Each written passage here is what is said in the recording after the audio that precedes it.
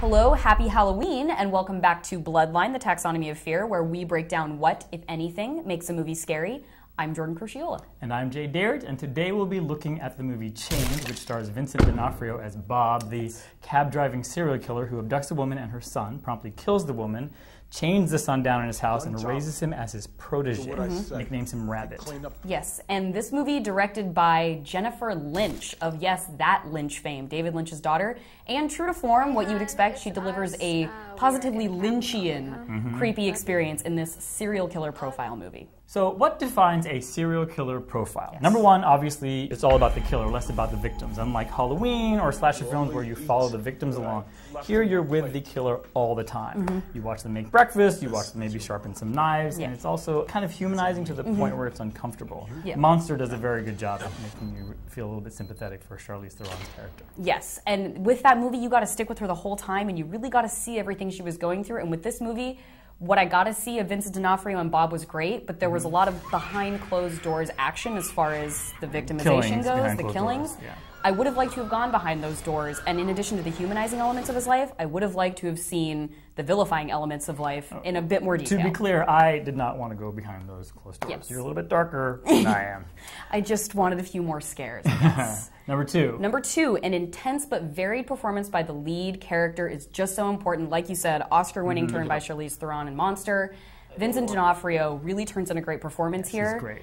And you need to be able to believe in that humanity that you are given. You need to pick up, you need to buy what they are selling, and I think he really sells it well. He has this clipped way of speaking, he has this weird lumbering walk, he's perfectly cast. Yeah, he's excellent. Yes. Where do you think that you are on the food chain, Rabbit?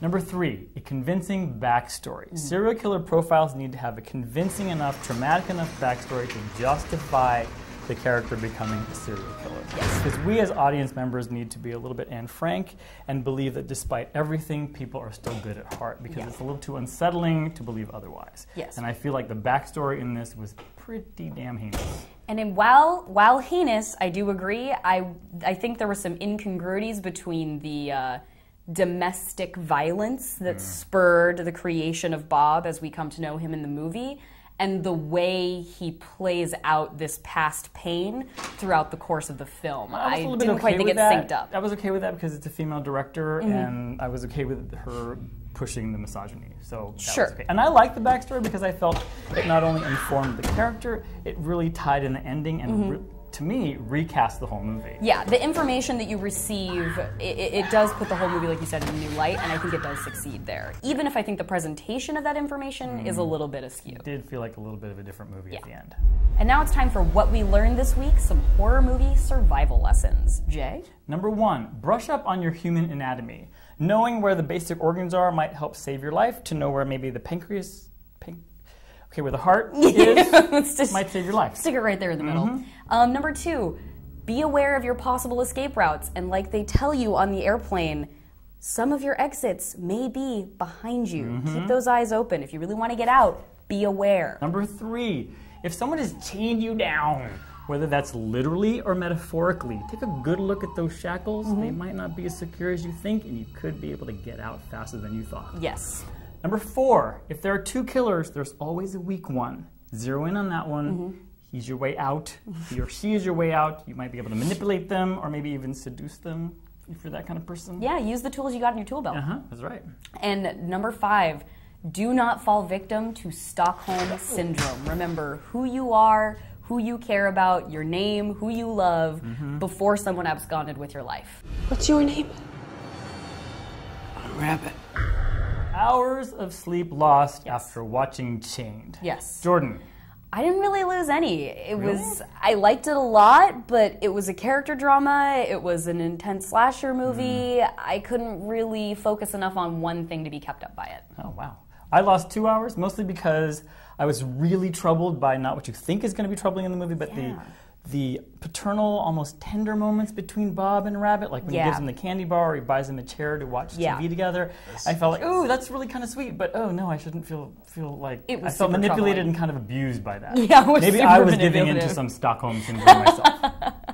All right, serial killer profile movie inspired video pick of the week, Jay. What do you got? I'm going to go with David Jacobson's Dahmer, which came out in 2002, starring a young Jeremy Renner with such intensity that you can easily see how he goes on to be nominated for an Oscar in his role in The Hurt Locker. Okay, excellent. Big Renner fan. And I'm going to go with Tom Tykwer's Perfume, The Story of a Murderer.